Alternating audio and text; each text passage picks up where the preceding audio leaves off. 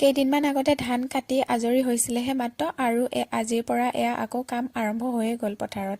কি কৰিব আৰু, খেতি কৰিবইতো লাগিব নহয় জানো। আপোনালোকৰ ধান ৰোৱা কাম হৈছেনে নাই জনাবচোন। আমাৰ পিছে আজিৰ পৰা এয়া হাল বাইছে আৰু পানী দিছে, মানে মাটিটো তিয়াই ৰাখিছে। তেতিয়া ৰাতিপুৱাই গ'ল আলি মাৰিবৰ কাৰণে, আৰু আমি এয়া মায়ে মই গৈ আছোঁ ভাত লৈ পেলাই। তাৰপিছতে এয়া পথাৰ আহি পালোঁ, পূৰা ট্ৰেক্টৰে হাল বাই আছে চাওকচোন। আৰু এই বগলীবিলাক চাওকচোন, একেবাৰে হাল বাই দিলে মানে এটা দুটা পোক পৰুৱা ওলাই যে, আৰু মাছো ওলায়। সেইকাৰণে একেবাৰে খাবৰ কাৰণে কেনেকৈ আহিছে দেখিয়ে ভাল লাগে বগলীবিলাক, নহয়নে।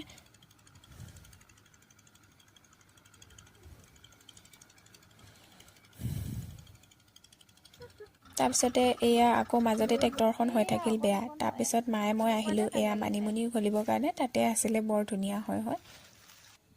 আৰু তিনিওজনৰ কাৰণে ভাত লৈ গৈছিলোঁ, তাতে ধুনীয়াকৈ খাই মেলি মই গুচি আহিলোঁ। আহোঁতে এয়া আইতাহঁতৰ ঘৰত সোমাই বগৰী খালোঁ।